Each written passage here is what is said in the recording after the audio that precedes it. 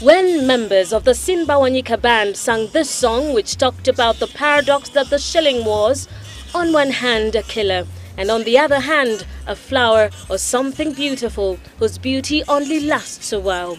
Little did they know that the same would one day come to hound Kenyan consumers, at least not in the magnitude it is doing today.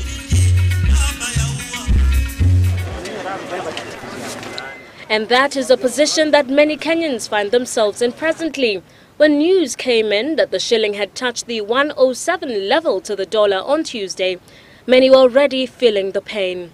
Economists say that perhaps human nature is to blame, for when it happens progressively and consistently, coping mechanisms make us forget how drastic the change has been.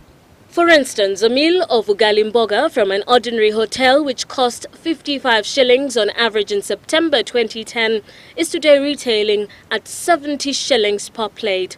That's an increase of 15 shillings within 1 year. So why is the shilling weakening, and why have food and other commodity prices been rising?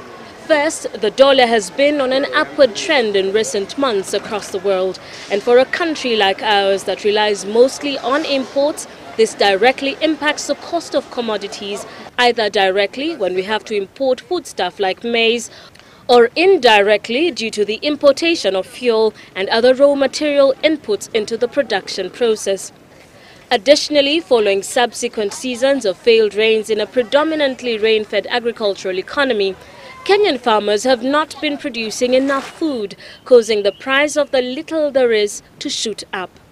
Now, this comes at a time when a survey by South Consulting shows that for 75% of Kenyans, the most pressing concern is how to put food on the table. So what can be done to ease the pressure on Kenyans as news hits the waves that the shilling is the worst performing currency in the world against the dollar? Economists say increase food production and building food reserves to reduce imports. World Bank economist Wolfgang Fengler says the Kenyan economy is like a plane flying on one engine, importing too much and exporting too little. But Kenya can restart the export engine if it continues to improve infrastructure and the business climate. This will make the country more competitive, and the best way to accelerate this process is to modernize the port of Mombasa. In the short term, though, central bank governors from East Africa today agreed to coordinate efforts geared towards reducing appetite for imports, stem volatility in foreign exchange markets, as well as curb currency speculation activities. But in short, as the central bank governors said on Tuesday, give the shilling at least 6 months to stabilize.